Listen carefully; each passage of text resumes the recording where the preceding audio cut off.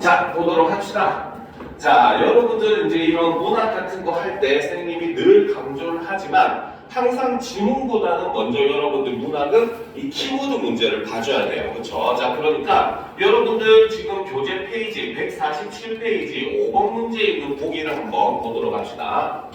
자, 실제로 이제 여러분들이 뭐 모의고사를 보든 뭐 특히나 요즘 내신 시험 같은 경우에도 고등학교의 경우는 외부 지문들이 굉장히 많이 나오잖아요. 그래서 여러분들한테 그렇다고 맨땅에 헤딩하듯이 여러분들한테 뭐 그냥 떡 던져주고 이거 해석해 하지는 않아요. 왜? 문학이라고 하는 건 항상 얘기하지만 어느 관점에서 보느냐에 따라서 답이 여러 개가 나올 수가 있기 때문에 이 문제를 출제하는 사람들은 이 지문을 여러분들이 어떤 방향으로 읽어내야 한다라는 것을 어느 정도 가이드를 제시해 줄 수밖에 없습니다. 왜 이 가이드를 제시 안 하면은 중구난방의 답이 나올 수가 있어요. 알겠죠? 자, 그래서 항상 문학을 보면 이렇게 문제와 함께 보기가 이렇게 주어지는 문제가 꼭 한 문제씩 이상은 등장을 합니다. 물론 굉장히 너무나 이제 달고 달아서 유명한 작품들 있죠. 제목만 들어도 다 아는 작품들. 뭐 대표적으로 고전하면은 삼인곡, 송리인곡 같은 작품들, 그죠? 그 다음에 뭐 제망매가 같은 작품들, 뭐 현대시 같은 경우도 뭐 진달래꽃이라든지 너무나 달고 달은 작품들 같은 경우는 이제 이런 거 제시를 안 하는 경우도 있지만 대부분의 작품들은 아마 이런 식으로 제시를 해줍니다. 알겠죠? 그렇기 때문에 이러한 우리는 이 키워드 내용을 먼저 보고 지문을 적용을 시켜가지고 이해를 하는 습관을 들이는 게 여러분들 작품 이해하는데 굉장히 도움이 될 거예요. 자, 그러면 문제는 다 필요 없어요. 보기만 한번 보도록 합시다. 자, 지금 가와 나시에 대한 설명이 제시가 되어 있어요. 자, 시가 주는 감동은 형식과 내용의 조화를 통해 제시되는 의미에서도 찾을 수도 있지만 역설을 통해 일깨우는 새로운 인식에서도 찾을 수 있다라는 거죠. 자, 그러면 이 시, 가와 나시에서 공통적으로 우리가 봐줘야 되는 것은 역설이다 라는 겁니다. 그렇죠? 역설이 바로 뭡니까? 일단 기본적으로는 바로 뭐다? 문장 자체의 모순을 우리는 역설이라고 하죠. 하지만 뭐 인식이나 이런 점에서도 역설이 될 수가 있어요. 그래서 기본적으로 역설이 가지는 또 다른 의미는 바로 뭐다? 바로 긍정과 부정의 결합이다. 자, 요거를 여러분들이 머릿속에 유념을 해두면은 역설에 대해서는 굉장히 쉽게 이해를 할 수가 있을 거예요. 알겠죠? 자, 그래서 이 가시와 나시에는 공통적으로 역설이라고 하는 게 등장하는데, 자, 그럼 가시부터 봅시다. 자, 가는 시인이라는 존재를 다른 대상에 빗대어 표현을 했대요. 자, 가시의 특징은 시인을 다른 대상에 빗대어 표현했다. 이런 걸 우리가 머릿속에 넣어놔야 돼요. 그렇죠? 바로 첫 번째는 시인을 어떻게 다른 대상에 비유적으로 표현을 했다. 그 다음 매미 울음이 가진 의미와, 그렇죠? 그 다음에 그 의미에 담긴 역설을 노래하면서 감동과 새로운 인식을 선사한다라는 거죠. 그래서 두 번째 우리가 파악해야 될 것은 바로 매미 울음의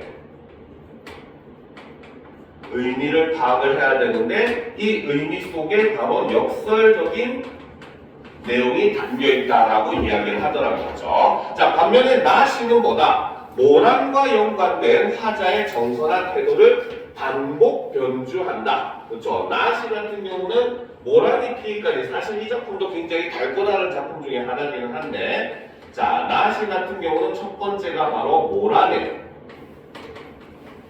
의미를 봐야 되고, 이거를 어떻게 반복과 변주의 방식을 사용을 한다라는 거죠. 자, 그다음 모란이 피고지는 자연의 섭리에 담긴 의미를 역설적으로 표현했다. 바로 자연의 섭리에 담긴 의미를 어떻게 역시 역설적으로 표현을 하고 있다. 자, 이것이 우리가 일단 가시와 나시를 해석하는 방향이고 여러분들이 지문을 해석을 하면서 유념하게 해서 봐야 되는 그런 부분이다라는 걸 먼저 인식하고, 그러면 다시 이제 142페이지, 그죠? 지문 본문으로 넘어가 보도록 합시다. 자, 첫 번째 작품은 바로 나기덕의 매미라고 하는 작품이죠. 자, 같이 이제 이러한 방향성을 잡고 지문을 해석을 해보도록 합시다. 자, 그리하여 나무에서 떨어져 죽는 날까지 흙 속의 날개가 입이 부서져 푸른 등을 땅에 대고 눕는 날까지, 즉 여기서 말하는 죽는 날이나, 그쵸? 그 다음에 흙 속의 날개가 입이 부서져서 푸른 등을 땅에 대고 눕는 날이나 사실은 같은 날이죠. 그쵸? 여러분들, 제가 만약에 매미라면, 제목이 매미잖아, 그치? 화자는 사실 매미인 겁니다. 알겠죠? 그러면 매미가 땅에다가 이제 날개를 대고 입이 부서진다는 건 사실 죽는다는 거죠. 그쵸? 자, 그래서 여기서 우리는 일단 기본적으로 죽음의 이미지를 판단을 해볼 수가 있다는 거죠. 자, 그럼 계속 봅시다. 자, 이 땅에 올라온 한 마리 매미가 우는 것은 짧고 단단한 목숨 때문은 아니다. 자, 여기서 지금 화자는 매미가 우는 것은 바로 뭐다? 짧고 단단한 목숨 때문이 아니다라고 이야기를 하고 있죠. 즉, 이 시에서는 바로 뭐다? 매미 울음에 대한, 그렇죠? 작가만의 새로운 인식이 이 속에 지금 반영되고 있다라고 하는 걸 우리가 눈치를 챌 수가 있어야 된다는 겁니다. 알겠죠? 일반적으로는 바로 뭐다? 우리가 밥을 먹는 이유, 노는 이유, 이런 거는 살아가기 위해서, 일을 하는 이유, 살아가기 위해서인데, 지금 이 화자는 바로 뭐다? 매미가 오는 거는 그저 자신의 짧고 단단한 목숨 때문만은 아니다라고 해서 뭔가 다른 이유가 있다라는 걸 지금 얘기를 해주고 있다는 거죠. 자, 그러면 B 부분을 보도록 합시다. 자, 한 줄기 빛도 없는 흙 속에서 나무 뿌리에 입을 대고 목청을 기른 시인이라고 했어요. 진짜 시인이 지금 흙 속에서 나무 뿌리에 입을 대고 목청을 기를까? 아니겠지, 그치? 바로 시인을 무엇에 비유했다? 바로 매미에 비유했다는 거죠. 자, 그러면 지금 우리는 여기서 1번에 나왔던 요 시인을 다른 대상에 비유했다. 이거는 바로 시인을 매미에 비유했다라고 하는 답을 찾아낼 수가 있더라는 거죠. 그렇죠? 자, 그럼 계속 봅시다. 벗겨진 허물들이 습작기의 원고로 쌓이고, 즉 매미가 성장을 하기 위해서 허물을 벗잖아요. 우리가 이제 뭐 매미도 마찬가지고 파충류들도 마찬가지지만 허물을 벗으면서 크기가 성장을 하잖아, 그렇지? 그것과 마찬가지로 바로 뭐다? 작가는 성장하기 위해서 습작기의 원고를 계속해서 쓰고 버리고, 마음에 안 들면 버리고, 이러한 것들을 반복을 하니까 그 원고가 마치 허물처럼 쌓였다, 혹은 매미의 허물이 그 원고지들처럼 쌓였다라는 거죠. 그렇죠? 즉 여기서는 바로 뭐다? 매미의 성장이 비유적으로 표현했기 때문에 이걸 바로 뭐다? 시인의 성장을 나타낸다 라는 의미로 볼 수가 있더라는 거죠. 그래서 습작기의 원고로 쌓이고 음지에서 올라온 그는 남은 젖을 빨다 지친 아기처럼 마침내 나무 등거를 타고 오른다라는 거죠. 그래서 매미가 어느 정도 성장을 마치고 나무를 타고 이제 살아가기 위해서 올라간다는 거죠. 자, C 부분을 봅시다. 자, 그때 매미는 거칠은 나무 껍질에서 부드러움을 발견하고 만 것일까? 6회의 긴 침묵을 견딘 자에게만 목청을 주는 세상, 즉 6회의 긴 침묵을 견뎌낸다. 즉 바로 이 시간은 바로 뭐다? 성장을 위한 일종의 인고의 시간이 된다. 견뎌내야 되는 시간이라는 거죠. 크기 위해서는, 여러분들이 성장하기 위해서는 지금 이 고3이라는 수험 생활을 견뎌내야 되는 겁니다. 알겠습니까? 자, 그래서 6회의 긴 침묵을 견딘 자에게만 목청을 주는 세상, 실록의 이 거친 물결 위에 누워 마지막 허물을 벗기 위하여 그는 나무 등거를 오르게 된 것일까라는 거죠. 자, 그런데 여기서 우리가 한 가지 좀 유념해 볼 것은 바로 뭐냐면, 여기서 지금 부드러움을 발견하고 만 것일까? 그는 나무 등거를 오르게 된 것일까? 라고 하면서 여기서는 질문의 방식을 지금 사용을 하고 있어요. 그런데 우리가 시를 이해할 때 한 가지 여러분들이 유념해야 될 거는, 과연 이 화자는 이 질문을 누구에게 하고 있는가라는 것도 여러분들이 꼭 유념을 해야 돼요. 알겠죠? 그러면 지금 이 화자는 바로 뭐다? 그때 매미는 거칠은 나무 껍질에서 부드러움을 발견하고 만 것일까? 마지막 허물을 벗기 위하여 그는 나무 등거를 오르게 된 것일까? 지금 누구한테 잘 묻고 있다? 사실은 혼잣말처럼 독백처럼 지금 스스로에게 질문을 하고 있다는 거죠. 그렇죠? 그렇기 때문에 여기서 지금 질문은 바로 뭐다? 화자가 어떤 청자에게 하는 것이 아니라는 겁니다. 알겠습니까? 일종의 바로 뭐다? 독백의 형식, 즉 바로 자문의 방식, 스스로 묻는 그러한 방식으로서 질문을 하고 있고, 다만 여기에는 우리가 답이 없어요. 그렇죠? 답이 등장하지 않아요. 그렇죠? 그렇기 때문에 이런 거는 우리가 서리법이라고 볼 수가 없어요. 서리법은 항상 학생들에게 선생님이 강조하는 거, 서리법은 무조건 이걸 바로 뭐다? 답정너다. 답이 정해져 있어야만 서리법입니다. 알겠죠? 그래서 이 경우는 답이 정해져 있는 게 아니기 때문에 서리법이라고 할 수가 없어요. 자, 그럼 마지막 예를 봅시다. 매미는 목청으로 다른 매미들을 모으고 그 울음소리에 앞매미 때 날아온 저녁, 사랑은 짧고 새로운 애벌레들의 행진, 그쵸? 새로운 애벌레들이 나타나게 되는 거예요. 이것이 바로 뭐다? 매미가 우는 매미 울음의, 그쵸? 의미라는 것이고, 이것은 이꼴 바로 뭐다? 새로운 애벌레죠. 바로 새 생명의 탄생을 나타낸다. 매미가 6년 동안 땅속에 있다가, 그쵸? 그 며칠 겨우 그 지상에 올라와가지고 맴맴하고 우는 이유는 뭐야? 바로 짝짓기를 하기 위해서입니다. 그렇죠? 짝짓기를 해서 자신의 종족을 번식시키기 위해서이기 때문에 화자는 그런 매미들의 모습을 보면서 바로 뭐다? 1년에서 이제 바로 자신이 죽음을 얘기했고, 그리고 마지막 년에서 이렇게 새로운 생명의 탄생을 얘기한다라고 하는, 즉 매미 울음의 의미가 역설이 된다는 의미는 바로 무엇이다? 바로 죽음을 통한, 그렇죠? 새 생명의 탄생. 그렇죠. 죽음이라는 부정적인 개념과 그 다음에 탄생이라는 긍정적인 개념이 연결되었기 때문에 이런 것들을 우리는 역설적인 의미로 볼 수가 있다는 거죠. 알겠습니까? 자, 그리하여 나무에서 떨어져 눕는 날에는, 즉 죽는 날에는 가장 부드러운 목청을 얻는 것이다 라는 거죠. 그렇죠. 지금 바로 뭐다? 매미가 이렇게 죽음을 맞이한다는 것, 곧 이꼴 바로 뭐다? 새로운 생명의 탄생을 의미하는 것이다. 이것이 매미 울음의 의미다 라고 이야기하는 게 바로 이 라이더 시인의 매미라고 하는 작품이다 라고 볼 수 있고, 우리가 이런 것들, 그 키워드에서 제시한 이런 것들에 대한 답을 찾을 수가 있으면 작품 자체를 이해하는 게 그렇게 어렵지가 않게 된다는 거죠. 자, 그러면 두 번째 작품, 바로 김영란의 모란이 피기까지는 이라는 작품을 한번 살펴보도록 합시다. 자, 너무나 유명한 작품이죠. 자, 모란이 피기까지는 나는 아직 나의 복을 기다리고 있을 테요 라는 거죠. 자, 지금 이 말을 한다는 거는 아직 모란이 폈다 안 폈다? 안 폈다는 거죠. 그쵸? 자, 이 부분은 모란이 피기 전, 그쵸? 이때는 모란에 대한 일종의 기대가 있다는 거죠.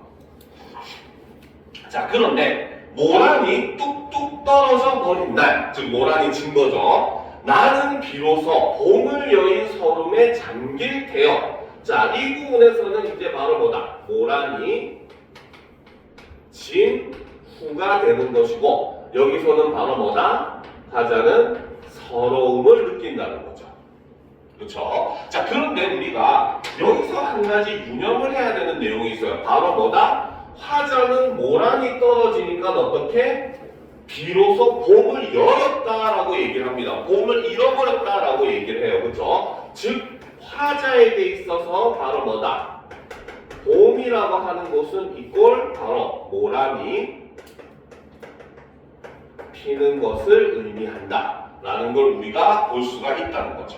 물론 실제로 모란꽃이 봄 내내 피는 꽃이 아니에요. 무궁화나 이런 것처럼 개화 시기가 긴 꽃이 아닙니다. 그래서 그 잠깐의 개화, 그 시간만이 화자에게는 뭘로 인식이 된다? 봄으로 인식이 된다는 거죠. 알겠습니까? 자, 5월 어느 날, 그 하루 묻었던 날, 떨어져 누운 꽃잎마저 시들어버리고는, 자, 그러면 여기서 얘기하는 5월 어느 날이라고 하는 것은 모란이 핀 날이야, 진 날이야? 모란이 뭡니까? 떨어져 누운 꽃잎마저 시들어버렸대. 그치? 5월 어느 날은 바로 뭐다? 모란이 진 시기가 되는 거죠. 그쵸? 그래서 떨어져 누운 꽃잎마저 시들어 버리고는 천지의 모라는 자취도 없어지고 뻗쳐오르던 내 보람 서운케 무너졌나니. 자, 지금 사라진 거는 사실 모란이죠. 그쵸? 그러니까 이 보람이 화자에게는 바로 뭐다? 모란이 된다. 그래서 이 시 속에서 모란의 의미는 화자의 보람, 인생의 의미 이런 게 된다는 거죠. 그래서 내 보람 서운케 무너졌느니 모란이 지고 말면 그뿐 내 한 해는 다 가고 마라 라고 했어요. 자, 이 시에서 여러분들이 무조건 알고 넘어가야 되는 거 한 가지 사실이 있습니다. 바로 화자의 태도적인 면에서 여러분들이 이 시에서는 무조건 알고 있어야 되는 내용이에요. 알겠죠? 자, 이 화자의 태도 그 중에서도 바로 1년이라는 시간에 1년의 시간에 대한 인식의적인 면에서 여러분들이 알아둬야 되는데 이 화자는 1년을 단 두 가지로만 구분합니다. 바로 하나는 모란이 핀 시기가 되는 것이고 이때는 화자는 바로 뭐다? 기쁨, 보람 이런 걸 느끼는 시기죠. 반면에 그 외에는 모란이 진 시기로 나눌 수가 있고 이때는 화자는 바로 뭐다? 서러움, 슬픔 그리고 여기서 한 가지 더 한다면은 이제 내년에 모란이 필 거라는 일종의 기대까지 이런 식으로 화자의 1년은 다 양분되는 구조를 가지고 있어요. 그래서 이거는 너무나 달고나는 내용이기 때문에 여러분들이 머릿속에 꼭 넣어줘야 됩니다. 알겠습니까? 자, 그래서 모란이 지고 말면 그뿐 내 한 해는 다 가고 마라. 360날 한양 섭섭해 무엇내다. 그래서 화자는 모란이 지면 모든 걸 잃었다라고 생각을 한다는 거죠. 자, 모란이 피기까지는 나는 아직 기둘리고 있을 테요. 찬란한 슬픔의 보물이라는 거죠. 자, 여기서 보면 1년의 시작이 모란이 피기까지는 나는 아직 나의 몸을 기다리고 있을 테요로 시작했는데 여기서는 모란이 피기까지는 나는 아직 기둘리고 있을 테요. 찬란한 슬픔의 보물이라고 해서 여기서 일단 먼저 도치의 방법을 사용을 했고 그쵸? 자, 그 다음 찬란한 슬픔의 봄. 찬란한은 긍정입니까? 부정입니까? 긍정이야, 부정이야? 찬란한 거. 긍정이잖아. 아름답잖아. 그쵸? 근데 반대로 슬픔은 부정이 되죠. 바로 긍정과 부정이 결합했기 때문에 이 부분에서 역설법이 사용되었다. 어떻게 보면 역설법의 가장 대표적인 시죠. 그쵸? 그리고 아까 얘기했듯이 바로 뭐다? 제일 1행과 2행의 내용과 마지막 두 행의 내용이 서로 비슷한 내용이 반복되지만 그거를 완전히 똑같이 반복하진 않았기 때문에 우리는 이런 걸 변주라고 이야기를 합니다. 알겠죠? 반복하되 살짝 변형을 가해가지고 화자는 바로 뭐다? 자신에게 있어서 봄은 찬란하지만 슬프다는 거야. 알겠죠? 왜? 찬란한 이유는 모란이 피니까. 반대로 슬픈 이유는 모란이 지니까. 무슨 말인지 알겠죠? 자, 이런 식으로 이 작품의 내용을 이해해야 돼요. 실제로 이제 이 김영란 시인 같은 경우는 대표적인 이제 1930년대 순수시 시인입니다. 우리가 순수문학이라는 말을 쓰거든요. 뭐 순수소설, 순수시 이런 말을 많이 쓰는데 순수문학들 같은 경우는 여러분들이 시대적 상황이나 이런 걸 전혀 볼 필요가 없습니다. 오로지 작품 그 자체의 아름다움, 언어 자체의 아름다움을 추구하는 게 순수문학이거든요. 그래서 시에서는 대표적인 인물이 김영란 같은 사람이 있고 소설에서는 대표적으로 이제 김유정 같은 사람들이 순수소설들을 많이 쓰게 돼요. 알겠죠? 자, 그러면 이제 다 작품을 한번 보도록 합시다. 알겠죠? 자, 다 작품은 좀 쉬운 수필 작품이기 때문에 이 다에 대한 뭡니까? 키워드 내용은 없기는 해요. 그렇다고 여러분들이 파악 못할 정도의 어려운 글은 이런 식으로는 제시가 안 되니까 항상 안심하고 일단 무조건 읽어보면서 내용을 한번 파악을 해보도록 합시다. 자, 몇 평 안 되는 마당이나마 나무들과 함께 설 수 있으면 얼마나 감사한 일인가. 자, 화자는 바로 뭐다? 마당에서 나무들과 함께 설 수 있다는 사실에 어떻게 감사함을 느끼는 인물이라는 거죠. 그렇죠? 자, 울타리 삼아 둘러준 십수주의 앵두나무를 비롯하여 감나무, 살구나무, 대추나무와 모란, 백화의 한두 그루들, 이들은 우리 집 모든 식구들이 다 떠받들어 오른 귀한 손님들이다. 즉 화자는 나무들을 뭐라고 인식한다? 귀한 손님들이라고 인식을 한다는 거죠. 그쵸? 자, 그래서 나무에 대해서 일종의 바로보다 화자라고 하면 안 되겠죠. 서술자는 나무에 대해서 어떻게 굉장히 긍정적이고 예찬적인 그러한 태도를 보여주고 있더라라는 거죠. 자, 우리에게 꽃을 주고 우리에게 열매를 주고 또 푸른 그늘과 그 맑은 향기를 주는 이들은 우리에게서 받으면 아무것도 없는 것이다 라는 거죠. 즉 글쓴이 서술자가 바로 뭐다? 나무를 이렇게 예찬하는 이유가 여기에 돼 있어요. 그렇죠? 바로 뭐다?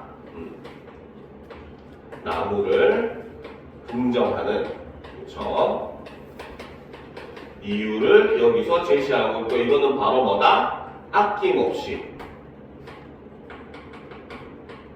주는 존재가 바로 나무더라라고 화자는 인식을 하더라는 겁니다. 그렇죠? 자, 계속 보도록 합시다. 가물면 물을 좀 주는 것이나 추우면 몇 나무의 밑둥을 지푸로 싸주는 것쯤은 그들이 우리에게 주는 그 아름다움과 그 만남과 그 향기롭고 서늘함에 비려 아무것도 아닌 것이다. 실로 아무것도 아닌 것이다. 어느 친구나 어느 당사자인들 우리에게 이처럼 주기만 하고 받음이 없음에 태어날 것인가. 자연이 나무를 통하여 우리를 기르고 우리를 가르침은 크다라고 해서 화자는 글쓴이는 바로 뭐다? 나무를 통해서 깨달음을 얻고 있고 그리고 그 받는 것에 감사하는 마음을 가지고 있는 사람이다라는 거죠.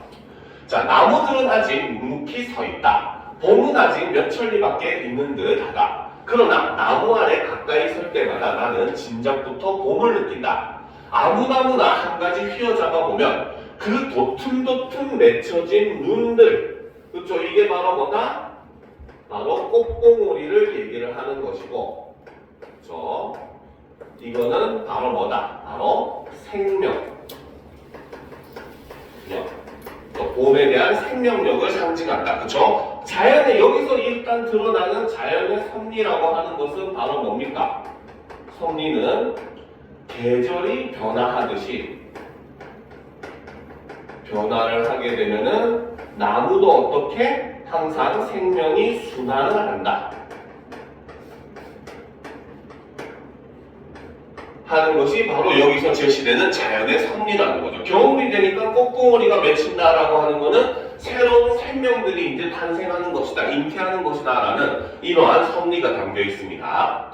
자, 하룻밤 새우 가느다란 비만 내려주면 하루아침 따스한 햇발만 쬐어주면 곧 꽃필이라는 소금거림이 한 봉지씩 들어있는 것이다. 봄아 어서오라. 겨울나무 아래를 거닐면 봄이 급하다 해서 화자는 지금 봄에 대해서 굉장히 기대를 하고 있다는 거죠. 자, 우리 식구들은 앵두가 익을 때마다 대추와 감을 딸 때마다 이 집이라기보다 마당을 우리에게 전하고 간 그 전 주인을 생각한다. 더구나 감나무는 우리가 와서부터 첫 열매가 열린 것이니 그들은 나무만 심고 열매는 따지 못한 채 떠난 것이다. 남의 밭에 들어 추수하는 미안이 없지 않다. 나는 몇 번이나 불란서 어느 작가의 인도인의 오막살이라는 작은 이야기 한 편을 생각하였다. 어떤 학자가 세계를 편납하며 진리를 찾는 이야기인데 필경은 뜻을 이루지 못하고 돌아가는 길에 태풍우를 만나 한 인도인의 오막살이로 들어가게 되었다. 오막살이의 주인은 파이리아라는 인도 최하급의 천족으로서 그의 생활은 문화와 완전히 결연된 것이었다. 불가촉 천민인가 보죠. 자, 그러나 학자는 이 파이리아에게서 어느 고승 거유에게서도 얻지 못하였던 진리의 한뜻 실마리를 붙들게 되었다. 그들의 대화 중에 파이리아의 말로 다음과 같은 뜻의 구절이 아직 기억된다. 자, 그래서 글쓴이는 바로 뭐다? 책의 한 구절을 지금 인용해가지고 자신이 말하고자 하는 의미를 이렇게 제시를 해주고 있죠. 자, 나는 어디서 무슨 열매를 주워 먹든 반드시 그 씨를 흙에 묻고 옵니다. 그건 그 씨가 나서 자라면 내가 다시 와 따먹자는 것이 아닙니다. 즉 개인적인 이유가 아니라는 거죠. 알겠죠? 바로 개인적인 이익이 아니다라는 거죠. 누가 와서 따먹든 상관없습니다. 오직 그렇게 함이 하늘의 뜻을 따르는 것뿐입니다. 라는 거죠. 즉 바로 뭐다? 자연의 섭리를 따르는 것이 그렇죠. 이꼴 바로 무엇이다? 바로 타인을 위한 관용, 포용의 의미가 될 수가 있다 라고 이야기를 한다는 거죠. 알겠습니까? 자, 얼마나 쉽게 거룩한 일인가. 우리 마당의 그전 주인도 그 파이리아와 같이 천이에 수나련 이 마당에 과실씨를 묻은 것인지 아닌지는 모르나. 자, 이런 부분이 사실 이러한 질문의 함정이 굉장히 나오기 좋은 부분이에요. 알겠죠? 자, 여기서는 지금 바로 뭐다? 그 전 주인이 감나무를 수확도 한 번도 하지 못하고 이사를 가게 됨으로써 내가 이 집에 이사 오면서 처음으로 그 감나무의 열매가 맺힌 것을 수확을 하게 됐다라고 얘기했잖아요. 그렇죠? 그렇다고 이 전 주인이 진짜 자신의 다음 다음 그 집의 주인을 위해서 일부러 그 사람들 위해서 희생하기 위해서 심은 거다? 그건 아닙니다. 알겠습니까? 그저 단지 바로 뭐다? 책의 내용과 연관지어서 바로 전 주인의 의도에 대해, 그쵸? 대해 바로 뭐다? 서술자가 자의적으로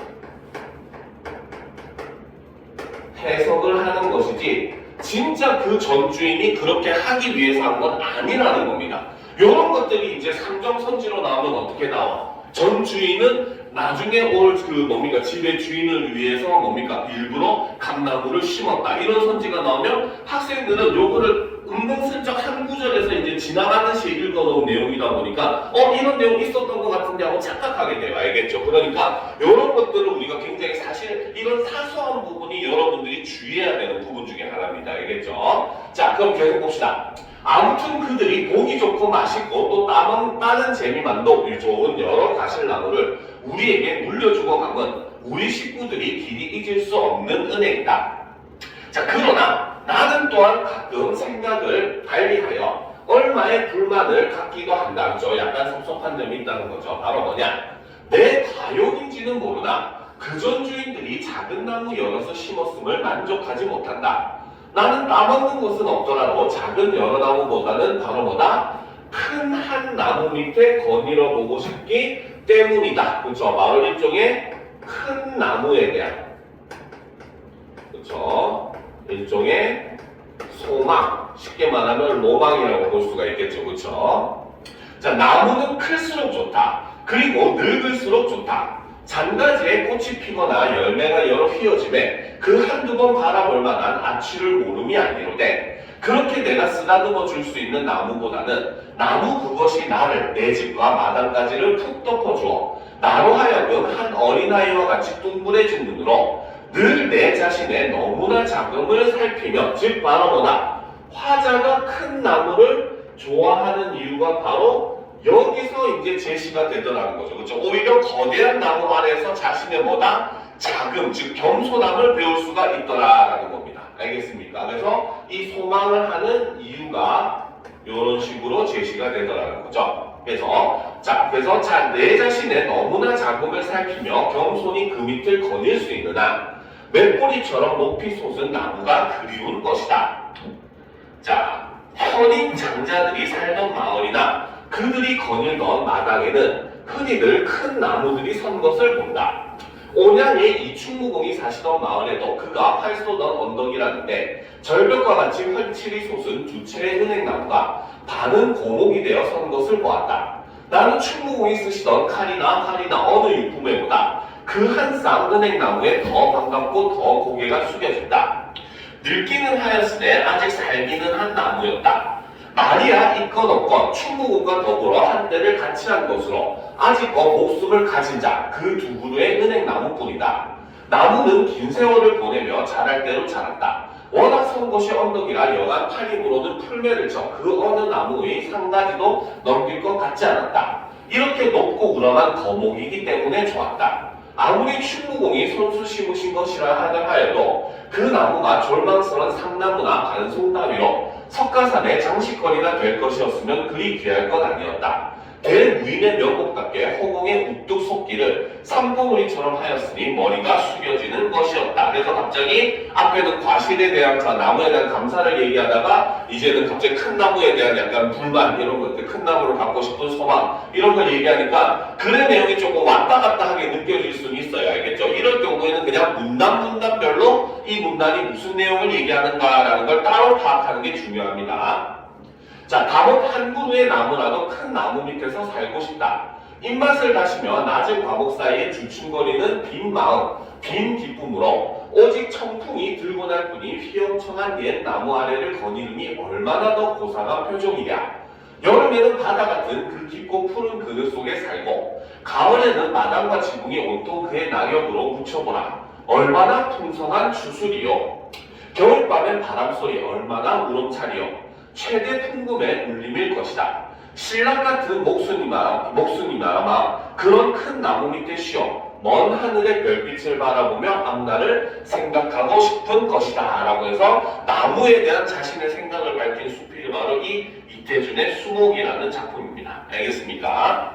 자, 그러면 일단 우리가 1번부터 문제를 한번 풀이를 해보도록 합시다. 알겠죠? 자, 보도록 합시다. 자, 1번 가부터 다에 대한 설명으로 가장 적절한 것은 이라고 되어 있죠. 자, 가에서는 현실에 대한 부정적인 인식을 바탕으로 앞날에 대한 회의적인 태도가 드러난다. 자, 일단 우리가 여기서 봐둬야 될 거. 자, 그죠? 집중해야 되겠죠. 자, 바로 뭐다? 현실에 대한 부정적인 인식이 있냐 없냐라는 점은 사실 세모라고 볼 수가 있어요. 왜? 인고의 시간이라고 하는 게 나중에 보면은 바로 뭐다? 그런 힘겨움이 지났기 때문에 매니의 입장에서는 새로운 생명이 탄생을 하는 거고, 그쵸?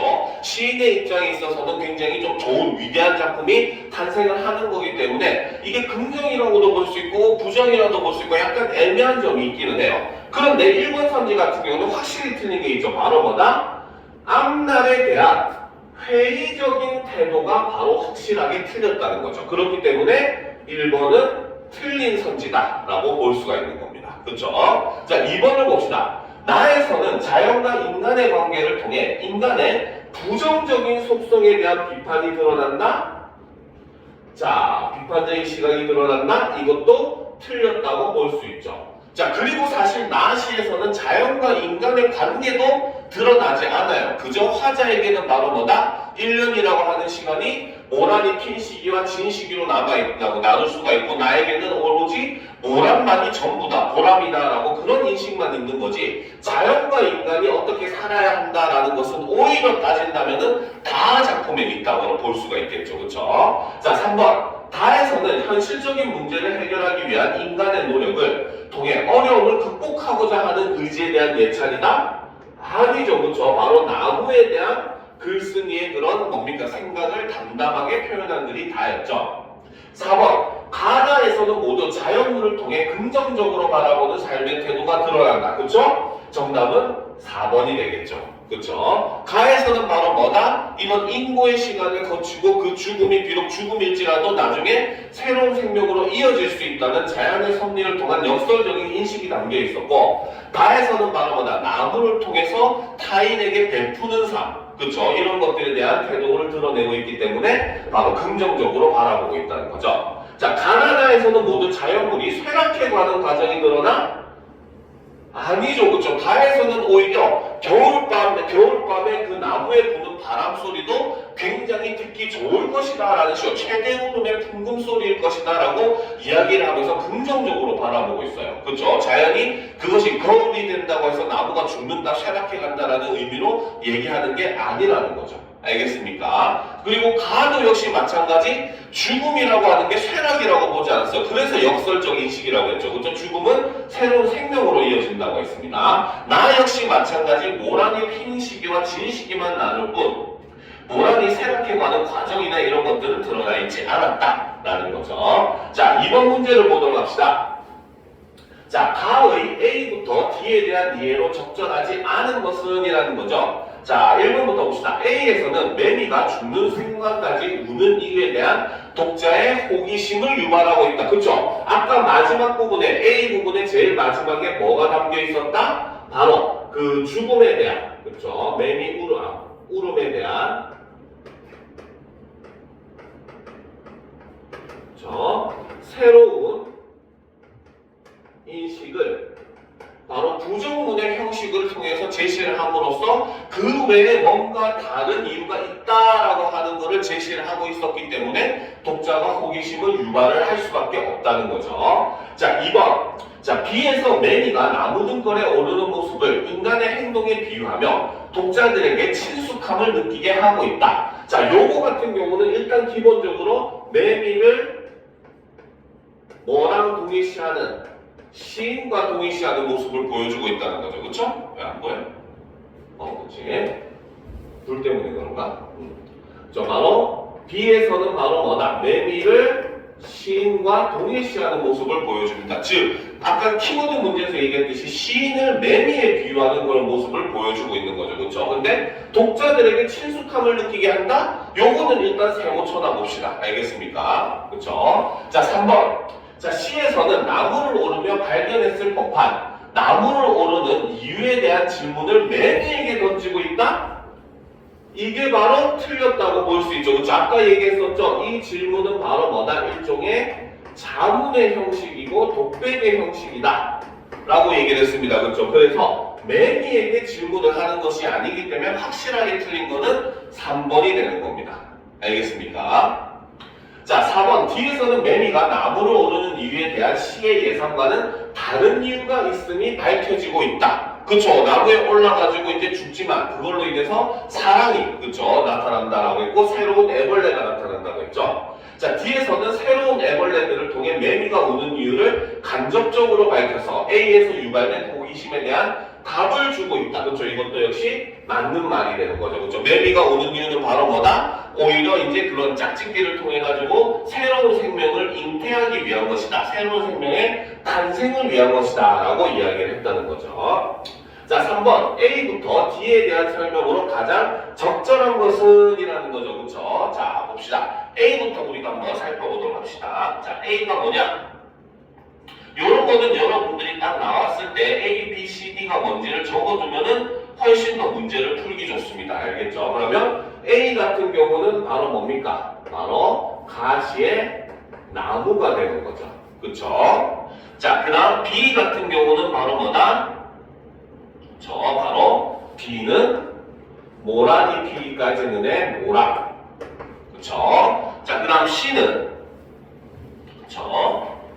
자, C는 바로 수필에 나오는 감나무를. 자, 그 다음 D는 쭉 보면은 그렇죠. 마지막에 있는 큰 나무. 자, 요런 걸 우리가 좀 적어놓고 문제를 접근을 하면은 훨씬 더 덜 헷갈리게 돼요. 왜? 자꾸 A, B, C, D만 말로 바꾸어서 얘기를 하니까 학생들이 이제 눈으로만, 머릿속으로만 인식하고 문제를 풀면 자꾸 헷갈리게 됩니다. 알겠습니까? 자, 그러면 3번 문제 봅시다. 자, 나무와 모라는 모두 다른 대상에게 슬픔을 주고 있다. 맞습니까? 틀립니까? 맞습니까? 틀립니까? 아니죠. 이거는 틀렸죠. 그렇죠? 자, 일단 나무는 바로 뭡니까? 그냥 매미가 기어 올라가는 대상입니다. 그렇죠? 사람으로 따지면 일종의 뭡니까? 넘어야 하는 고난, 시련 혹은 현실 세상 이런 의미로 볼 수가 있어요. 알겠죠? 그러니까 A 부분은 또 완전히 틀렸고 B 같은 경우는 뭡니까? 반은 맞고 반은 틀려. 왜? 모란이 폈을 때도 화자는 기쁨과 기대, 보람을 느끼지만 모란이 지고 나면 섭섭함을 느낀다고 했잖아요. 그렇죠? 그래서 1번 같은 경우는 뭡니까? 거의 답이 아니다라고 봐야 되는 거죠. 자, 2번.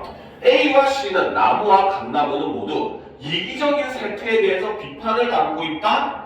역시 마찬가지 둘 다 아니라고 볼 수가 있다는 거죠. 그렇죠? 자, 3번. 자, B와 D는 모란과 큰 나무, B와 C는 모란과 감나무는 모두 화자나 글쓴이의 고통스러운 과거를 담고 있다? 둘 다 틀렸죠. 그쵸? 자, 4번. B와 D는 모란과 큰 나무는 모두 화자나 글쓴이가 누리고 싶은 긍정적인 상황을 담고 있다. 바로 긍정적인 상황. 모란은 바로 뭐다? 화자가 피기를 바라는 데서 화자의 보람을 나타내고, 큰 나무도 역시 바로 뭐야? 화자가 큰 나무를 뭡니까? 지향하는, 바라는 그런 모습을 담고 있기 때문에 정답은 4번이라고 볼 수 있다는 거죠. 그쵸? 자, 그 다음 4번 문제 보도록 합시다. 자, 나에 대한 이해로 적절하지 않은 것은? 이라고 되어 있네요. 자, 봅시다. 자, 나의 봄에서는 봄이 객관적인 계절로서가 아닌 모란이 피어서 질 때까지 가는 화자의 주관적인 인식이 드러나 있다. 그쵸? 이게 맞죠? 왜? 모란이 지면 화자는 뭐라 그랬어? 내 봄이 끝난다. 나는 봄을 여인 서름에 잠길 테요라고 했잖아. 봄을 여였다고 인식하기 때문에 화자는 바로 뭐다? 모란이 핀 시기만 봄으로 인지한다라고 볼 수 있다는 거죠. 자, 2번. 비로소 봄을 여인 서름에서는 모란이 떨어진 순간부터 봄을 여인 것이라는 화자의 인식과, 그쵸? 이거는 맞죠? 그치? 자, 그리고 5월 어느 날을 기다리는 태도가 드러난다? 이 시에서 5월 어느 날은 바로 뭡니까? 5월 어느 날, 그 하루 무덥던 날, 그쵸? 떨어져 누운 꽃잎마저 시들어버리고는 이렇기 때문에 5월 어느 날은 바로 뭐다? 모란을 상실한 시기라고 볼 수가 있고, 그래서 요 뒷부분이 틀렸다고 봐야 되겠죠. 그래서 답은 2번이 되는 겁니다. 알겠습니까? 자, 그 다음 이제 5번 문제 키워드 문제로 바로 넘어갑시다. 시간 관계상 하나하나 다 하기가 애매하네요. 자, 5번 문제. 보기를 바탕으로 가나를 감상한 내용으로 적절하지 않은 것을 고르라고 하네요. 그렇죠? 자, 1번부터 봅시다. 자, 가는 매미가 음지에서 6개의 긴 침묵을 버티는 것이 목청을 얻기 위한 것이었다는 새로운 인식을 보여주는군. 그쵸? 이거는 맞는 말이죠. 그쵸? 목청을 얻어가지고 그 인고를 견뎌서 성장을 하는 그런 모습을 담고 있다고 했었습니다. 자, 2번. 가는 시인, 습작기의 원고라는 표현을 통해 매미 울음이 자연물로서의 울음이 아닌 시인이 시를 쓰는 것과 연관이 있음을 드러내는 것. 그쵸? 바로 시인을 매미에 비유해서 표현했다라고 했습니다. 자, 가는 암매미 떼와 사람, 애벌레를 통해 자신의 생명을 다해 우는 울음이 새로운 생명을 불러오는 것임을 드러내며 그 의미에 담긴 역설적 의미를 보여주는 것. 그쵸? 맞는 말이죠. 그쵸? 바로 뭐다? 나의 울음, 나의 죽음이 바로 뭘로 이어진다? 새로운 생명의 탄생으로 이어진다는 역설적 인식이 담겨있다라고 했었죠. 자, 4번. 나는 서름에 잠기거나 기다리고 있는 것은 현재형으로, 보람 서운케 무너지거나 섭섭해 우는 것은 미래형으로 진술했다? 아니죠. 그쵸? 지금 이거는 전부 다 바로 뭡니까? 나시를 우리가 한번 다시 보게 되면은, 그쵸? 자, 나시를 우리가 잠깐 다시 보게 되면은,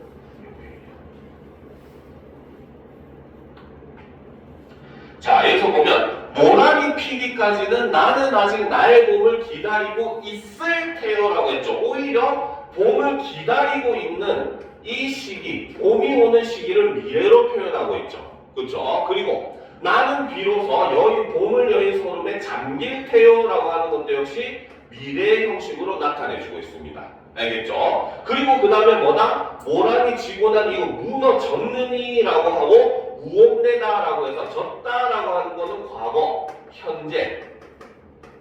나는 아직 기다리고 있을 테요. 그쵸? 일종의 현재형의 의미를 나타내고 있죠. 그쵸? 그렇기 때문에 지금 이 시에서는 미래, 현재, 과거를 혼용해서 사용을 하고, 그리고 그것이 꼭 모란을 기다리는 시기라든지 모란이 진 시기라든지 이러한 시기를 나타내는 말은 아니라는 걸 우리가 유념을 해볼 수가 있다는 거죠. 그쵸? 그래서 5번의 답은 4번이 틀렸다 라고 봐야 된다는 겁니다. 일관되게 시제를 사용하지는 않은 시가 바로 모란이 피기까지는 이라는 시라는 겁니다. 자, 그럼 마지막 6번 문제를 보도록 합시다. 자, 다의 글쓴이에 대한 이해로 적절하지 않은 것은 이죠. 자, 나무가 인간에게 주는 것은 인간이 베푸는 것과 비교하여 어려울 만큼 크다고 생각한다. 그쵸? 인간이 나무에게 물 좀 주거나 지푸라기를 덮어주는 것쯤은 그 나무가 주는 거에 비할 바가 못 된다라고 얘기했어요. 2번. 다른 책에서 읽은 이야기를 예화로 들며 가족이 누리는 혜택과 기쁨에 대해서 이야기를 하고 있다. 그렇죠? 마지막에 파이리아의 그런 이야기를 가지고 오면서 나무가 그런 존재다. 우리에게 끊임없이 주는 타인을 위해서 스스로를 희생하는 존재다라고 봤고 3번 자, 집마당에 심긴 나무에 열린 열매를 통해 천의를 따르고자 했던 전 주인의 의도를 파악하고 있다? 진짜 전 주인이 그러자 했다고 생각한 거야? 아까 선생님이 얘기했죠. 함정이라고. 그렇죠? 바로 자의적으로 해석한 거였다고 했습니다. 그렇죠? 진짜 전 주인이 이랬는지 안 했는지는 제시되지 않았어요. 알겠습니까? 그래서 이런 함정 선지가 나올 수 있으니까 이런 부분을 우리가 조심을 할 필요가 있습니다. 알겠죠? 자, 현대 소설은 좀 넘어가고 고전 소설, 채공감 결국을 우리가 뭡니까 하고 주봉설인가? 저 이거를 하고 그렇죠? 요것만 하고 내용은 이제 쉬는 시간을 가지도록 합시다. 알겠죠? 자, 보도록 합시다. 자, 역시 이 문제도 14번 문제 그 키워드부터 우리가 먼저 보고 넘어가야 돼요. 알겠죠? 항상 문학은 먼저 키워드부터 이걸 여러분들 머릿속에 꼭 집어넣어야 됩니다. 모의고사도 이런 식으로 풀면 훨씬 작품이 이해가 잘 될 거예요. 자, 봅시다. 혈육찾기는 우리 문학사에서 끊임없이 재생산되는 모티프이다. 자, 그러면 일단 당연히 이 글에는 혈육찾기가 드러난다는 거죠. 자, 주봉전은 3대에 걸친 가족의 비극과 그로 인한 한이 주봉의 아들 해선에 의해서 해소되는 이야기다. 자, 일단 우리가 여기서 봐야 될 게 3대에 걸친 가족의 비극이 나타나 있고 그리고 그로 인한 한이 주봉의 아들 해선에 의해서 해소가 된다라는 게 전체적인 줄거리라는 거죠. 자, 인물들의 혈육과 가족에 대한 인식이 서사의 핵심을 이룬다. 특히 인물 간의 관계에 대한 주변 사람들의 호기심은 그렇죠. 바로 뭐다? 인물 간의 관계에 대한 주변 사람들의 호기심이 뭐가 된다? 뿔뿔이 흩어졌던 가족의 상봉을 암시를 하게 된다는 거죠. 자, 그 중에서도 이 부인의 혈육 찾기 의식은 바로 뭐다? 바로 인물의 정체 확인과 가족 상봉에서 결정적인 역할을 하게 된다는 겁니다. 자, 또한 해선이 비극적인 성장상을 알고 복수의 주체가 되는 과정에서도 혈육의 정을 확인할 수 있다. 즉, 해선이 자신의 부모를 위해서 복수를 하게 되는 이 과정도 이 글에서는 뭘로 해석을 할 수 있다? 혈육의 정으로 해석을 할 수 있다는 거죠.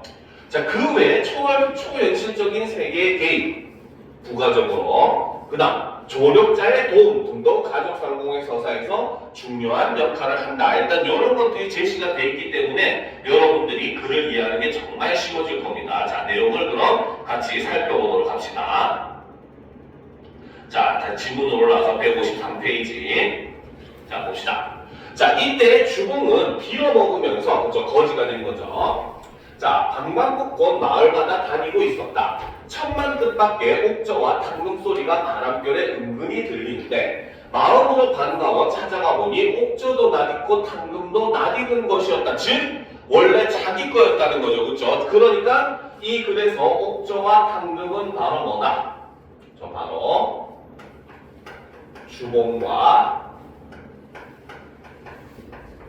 해선의 재회의 매개체가 되더라 라고 볼 수 있다는 거죠.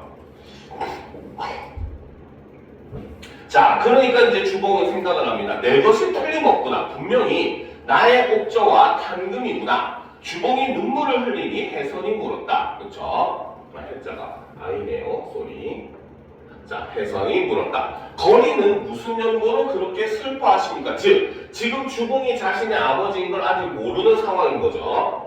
주봉이 말하기를 나는 황성 남천문 밖에 사는 주승상의 아들이었다네. 소년급제하여 한림부에 있었는데 황제께서 벼슬을 내리시니 만조백관이 시기하여 나를 해평도사로 보냈다네. 즉, 다른 사람들이 나를 시기해가지고 멀리 병방으로 쫓아내버린 거야. 알겠습니까?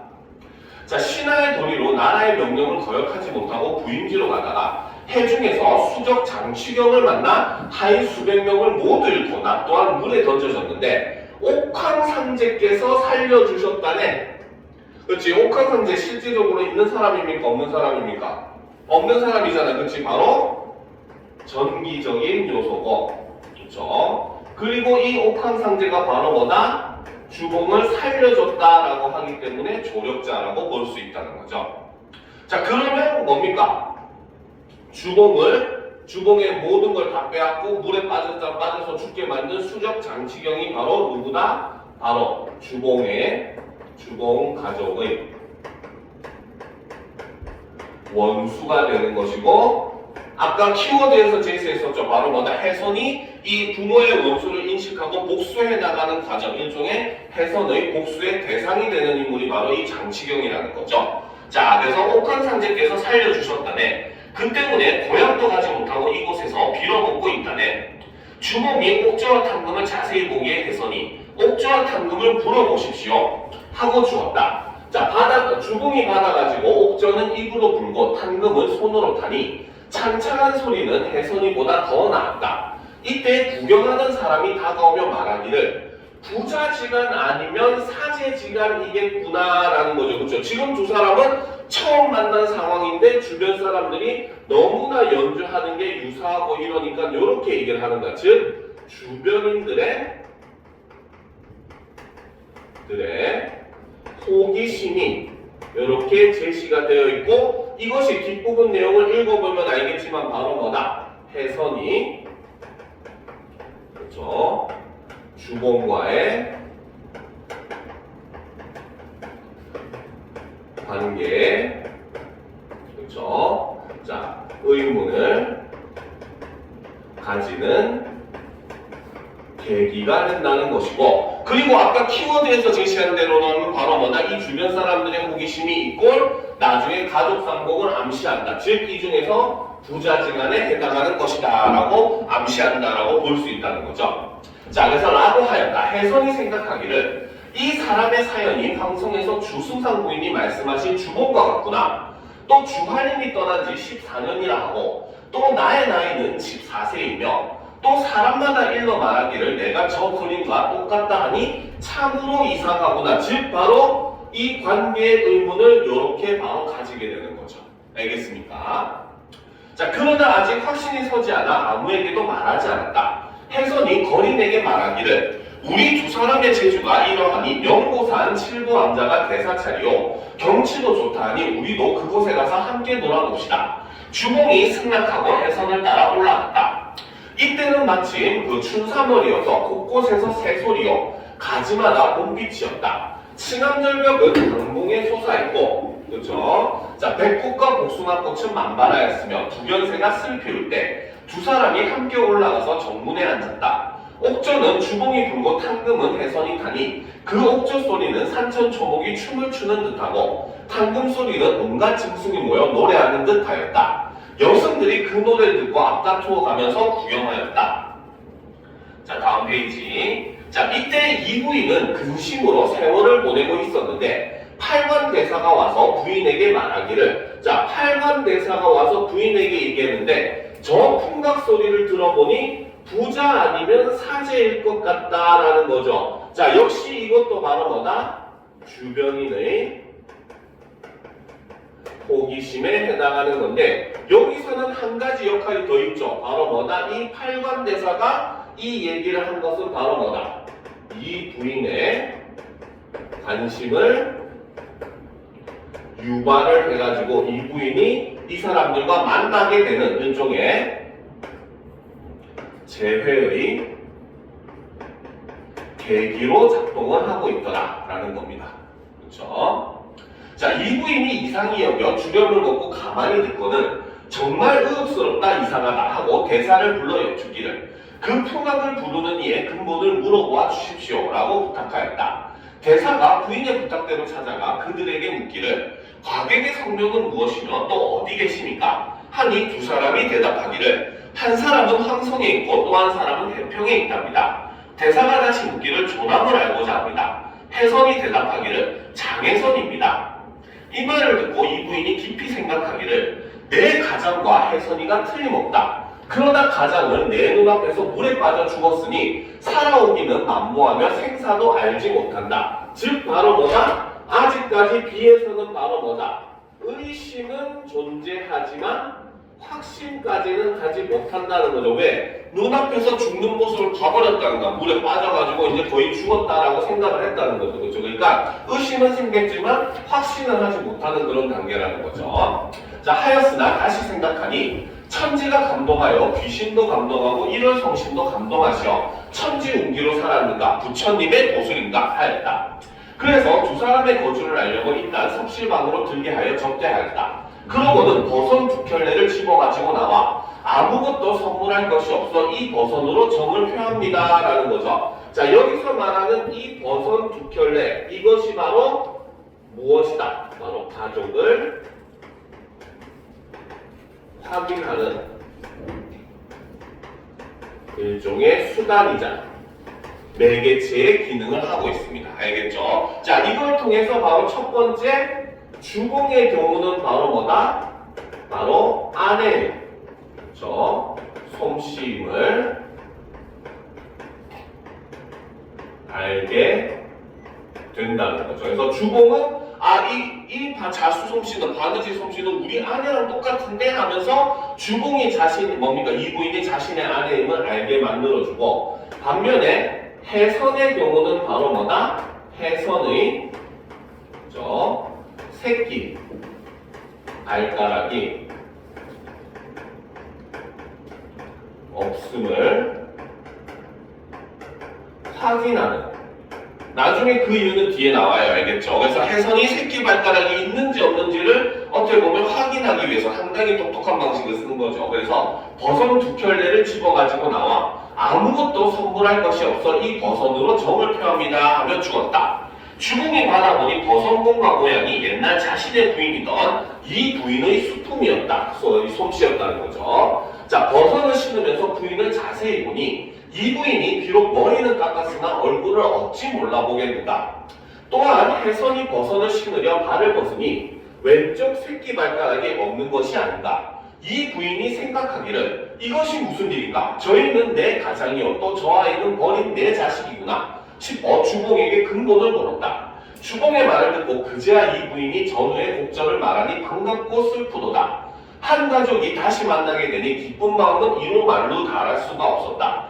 해선이 놀라 달려들며 붙들고 위로하자 이 부인과 한림이 겨우 정신을 차려. 여기서는 이름이 고전소설은 이런 거 조심해야 돼요. 여기서 한림은 바로 누구를 얘기를 한다? 주공이죠. 지금 이 방에 있는 사람은 이 부인과 주공과 해선 세 사람밖에 없잖아. 새로운 사람이 온 게 아닙니다. 알겠죠? 그러니까 여러분들 이런 거는 문맥적으로 파악을 해줘야 되고, 고전소설에서 학생들이 은근히 제일 어려워하는 게 바로 똑같은 인물이지만 그러니까 지칭하는 말이 달라지면은 이게 이 사람이 한 말인지 저 사람이 한 행동인지 헷갈려 한다는 거야. 그래서 이런 건 문맥적으로 파악해줘야 돼요. 그래서 이 부인과 한림이 겨우 정신을 차려 앉긴 하였으나 마치 넋을 잃은 사람 같았다. 해선이 울며 물었다. 소자가 발가락이 없는 것에 반가운 마음을 가지시니 그 이유를 알고 싶습니다. 하니 이 부인이 대답하기를 처음에 가장이 해평도 사러 가다가 수적 장치경이 나타나 하인 수백 명을 죽였단다. 그리고 또 가장을 물에 던져 죽이는 것을 보고는 어쩔 수 없이 취경이 집에 가 있었는데 12오겹이 도망할 때를 생각하여 군복을 지어입고 도망하다가, 자 여기서는 오겹이 바로 뭐다? 도망할 때를 생각해서 도망가게 만들어줬죠. 일종의 이 부인에게 있어서는 조력자의 역할을 해주고 있다라고 볼 수 있다는 거죠. 자, 그래서 도망할 때를 생각하여 군복을 지어입고 도망하다가 오겹은 물에 빠져 죽고 나는 이를 보고 십생구사하여 도망하다가 천만 뜻밖의 팔관대사를 만나 이절에 와서 머리를 깎고 너를 낳게 되었단다.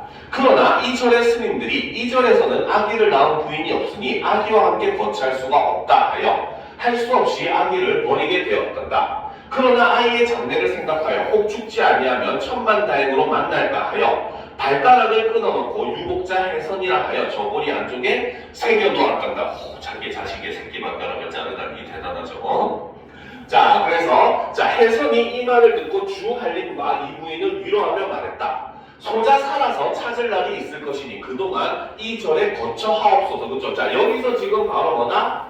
해선이 무엇을 하게 된다? 바로 복수를 결심을 하게 되겠죠. 그렇죠? 자, 그렇게 약속하고 해선은 제 집으로 내려갔다. 집으로 돌아간 해선은 얼굴색을 변하지 않으면서 제 부친 앞으로 가서, 자기 아빠라고 하는 사람이 존재하는 거야. 지금 죽어서 기른 사람이죠. 그렇죠? 자, 미색과 재물을 도적질하여 해변에 놓고 왔습니다.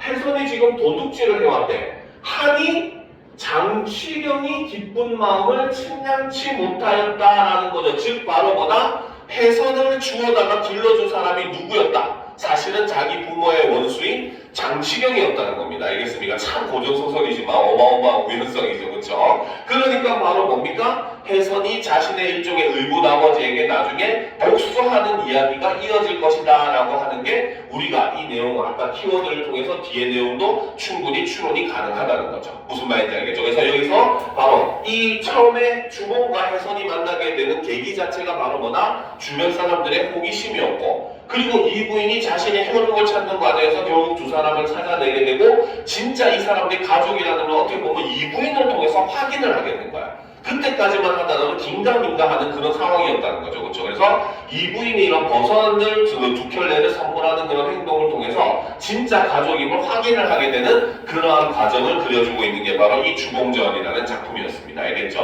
자, 그러면 지금부터 한 10분 정도 쉬었다가 40분부터 이어서 수업을 나가도록 하겠습니다. 알겠죠? 자, 화장실도 다녀오고 정신 좀 차립시다. 다들 고3입니다. 알겠죠?